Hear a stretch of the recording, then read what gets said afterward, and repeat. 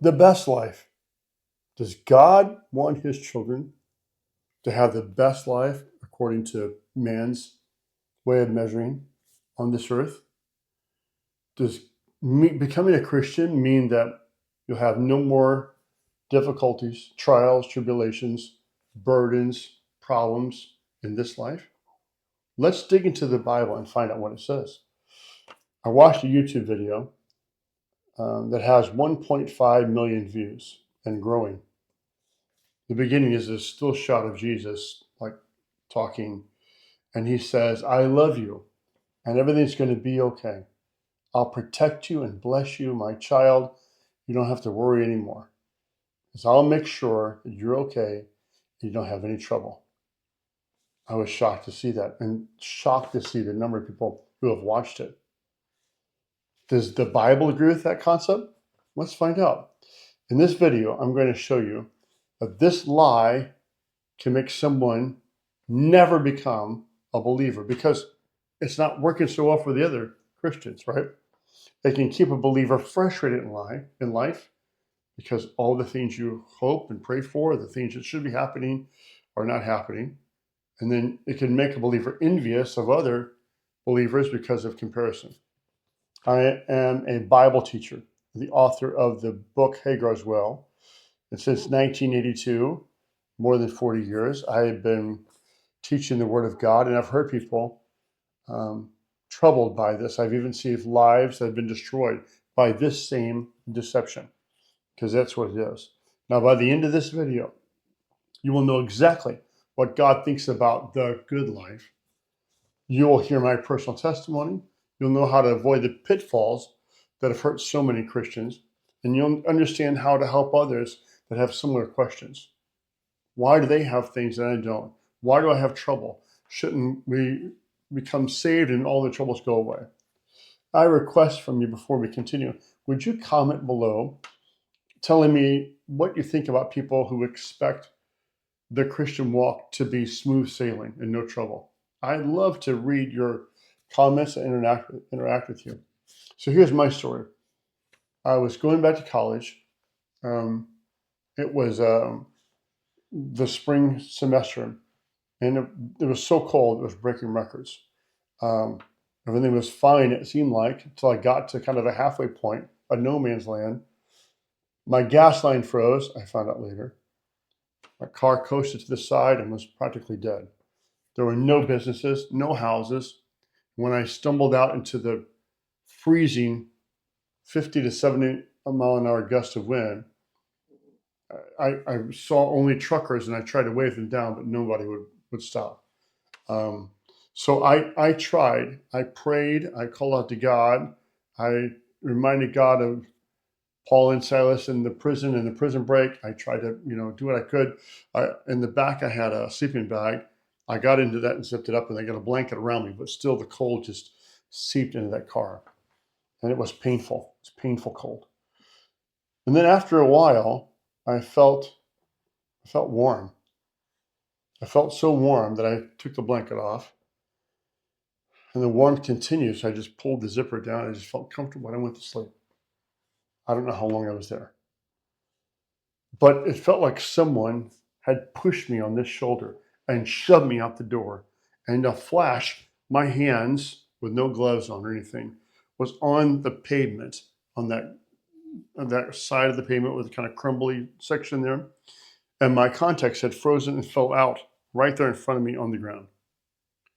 I staggered to my feet. I had my coat on still, my hood up, and there was a truck coming. I almost got in front of it and just put my hand out like this. And he pulled over about 400 or 500 feet out. So I ran the best I could after closing my door up to him.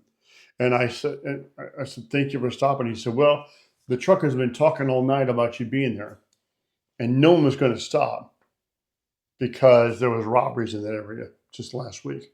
And they're afraid that this was some kind of a play. So he took me to the local Denny's. It was 10 miles up ahead. Called mom and dad. They came and got me, and they got the car. And I was feeling better by this time, so they took me to college. I went to school the next day. It's a bad situation, but I came through it again, right? But something was wrong. That semester, I was tired all the time, slept lots of hours. I was young and in great shape, but I was feeling tired, cold, and I wasn't hungry.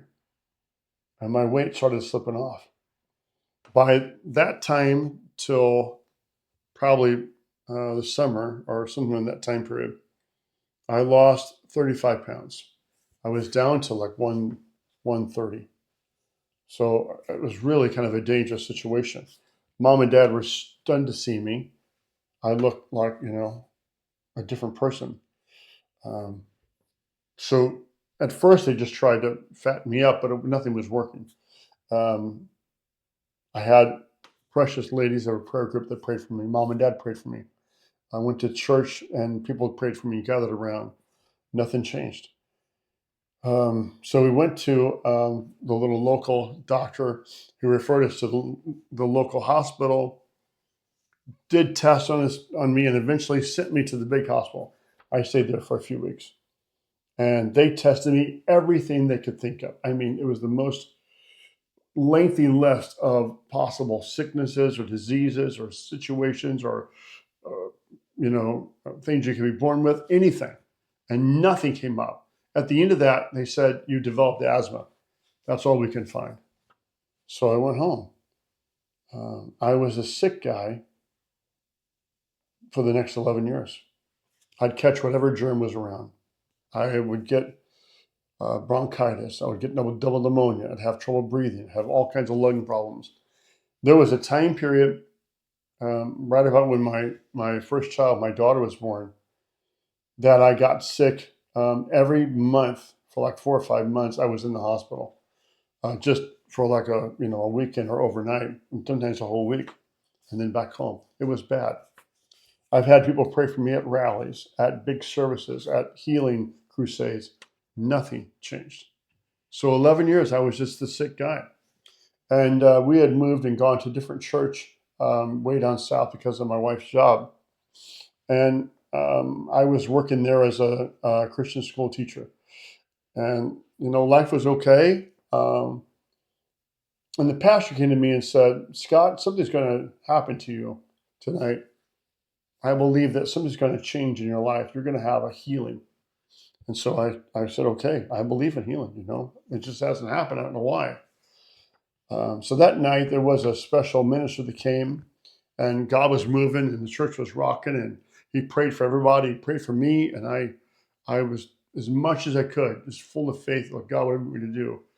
And nothing happened. I went and sat back down. I don't know, I didn't see anything. I believe, God, maybe you're doing something. I don't know what you're doing. Well, little did I know, the next day, my mother-in-law, they lived about, I don't know, 50 miles to the north. She went to work where she managed an office building rather, for two cardiologists. And somehow they began to talk about me. And the cardiologist said, you should go see an endocrinologist. There's a doctor up in St. Louis that would be great for him. And in a short amount of time, I was there in his office. He heard my story. I said, I don't know if the freezing had anything to do with my sickness. He said, I don't know. So he said, let me test your blood. He did, brought back the results in a short amount of time, and said, your adrenal glands are shriveled up. Don't make cortisol. He had me stretch out my hands and look at my wrist and my hands and my arms and said, why don't you have spots all over your hands and your wrists? And I said, I don't know. He said, you ought to. Going that many years without cortisol. He said, do you have children? I said, yeah, I have two. I had a boy and a girl by this time. He said, how is it possible you can have children? I said, well, I have a wife, and it's been known to happen. And he didn't really appreciate my joke. He said, no, you don't understand. With a lack of cortisol for multiple years, you shouldn't have had kids. So he put me on a replacement. He said, this is not like taking an extra medicine. We're going to give your body what the adrenal glands should produce on their own. And you're just going to take it and be a replacement for what you should have. Well, in that week, I started feeling hungry, hungrier than ever before. I felt better. I started gaining weight. In a short amount of months, very few months, I gained like 40 pounds. I have never been back into the hospital overnight for anything, really, for lungs or anything, although I've had some asthma. I've never had a problem since then. So the great question is why? Why did I go through that? Why didn't God just heal me? I don't know the answer to that. I don't know. I have a choice whether to trust God that He's sovereign and led me through those terrible times for a reason. Or I can say, I don't trust God and I'm just going to go out on my own and live life without you. You see how that to me is as foolish and as illogical as saying that I'm a Christian, therefore I shouldn't have pain or trouble, or that now that I've given my life to the Lord, everything's going to be fine. Doesn't make sense. Now, let's look in the Bible and find out just some of the biblical examples of this same thing. Demas was a trusted worker with the Apostle Paul. He was part of his team, his group. And as such, Demas may have preached, taught. He probably prayed for people. He saw miracles happen. He's mentioned 3 times in the Bible. And we understand that he was with Paul in Rome the first missionary journey. The second missionary journey, he was with Paul in Rome again. On one of those events, Paul was under house arrest and was facing a death sentence. And then we read this phrase that Paul writes to Timothy: Demas has deserted or forsaken me, because he's loved this present world and has gone to Thessalonica. And Paul was heartbroken. Demas actually abandoned Paul at one of the moments of his greatest needs, just left him. The word world in this phrase, Demas loved this present world, that doesn't mean trees and water and mountains and grass. It means the moral and spiritual system that is around us that causes the world of men to operate like it does. Why did he go to Thessalonica? Today it's called Thessaloniki, Greece. But back then it was large, wealthy, sophisticated. It may have been home. It may have been where he had lived before he started traveling with Paul. If that was the case, Demas might have had money and rich friends probably. What did he do? He decided, I want to enjoy life and I want to enjoy pleasures instead of hanging around a depressing and dismal prison.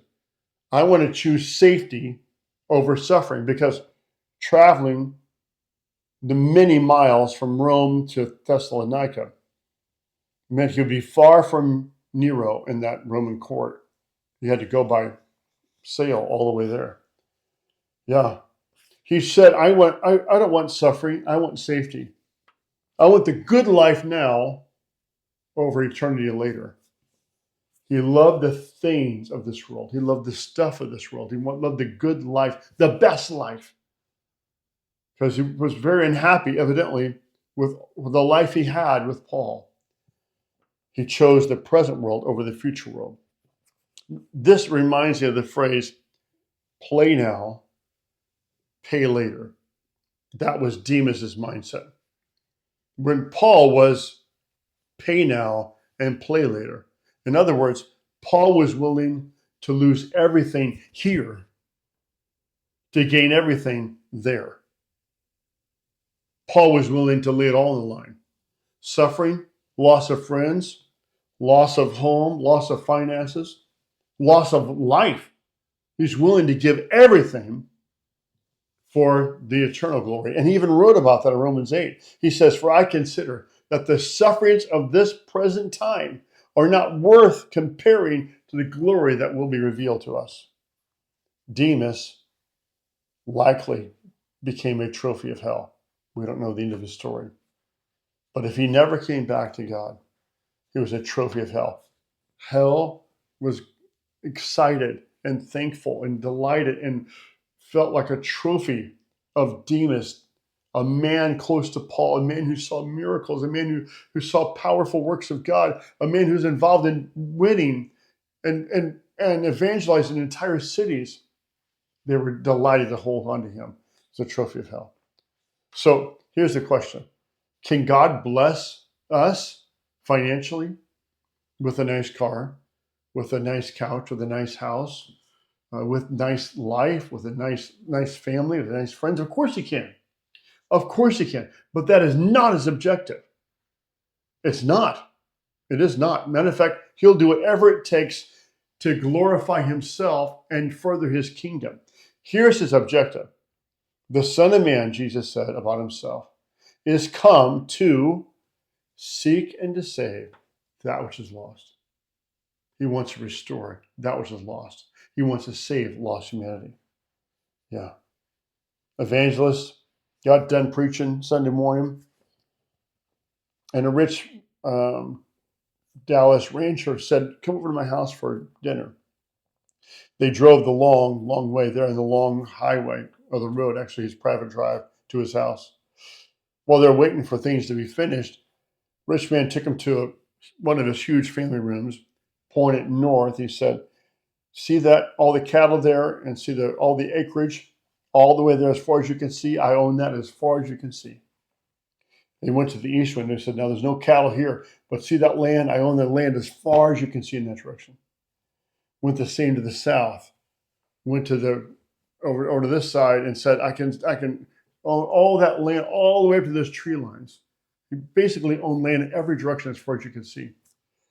The evangelist was quiet for a moment, and then he asked, but how much do you own in that direction? See, that's the direction that matters. Being frustrated with God, envious of others, upset about your life because you're comparing to others you think have a good life or the best life and you don't, is missing the concept. This world is not your home. You're only passing through. Your treasures, hopefully, are laid up somewhere beyond the blue. The angels are calling you from heaven's open door. And the songwriter says, and I can't feel at home in this world anymore. Check out this next video. I think it's powerful. I think it will bless your life.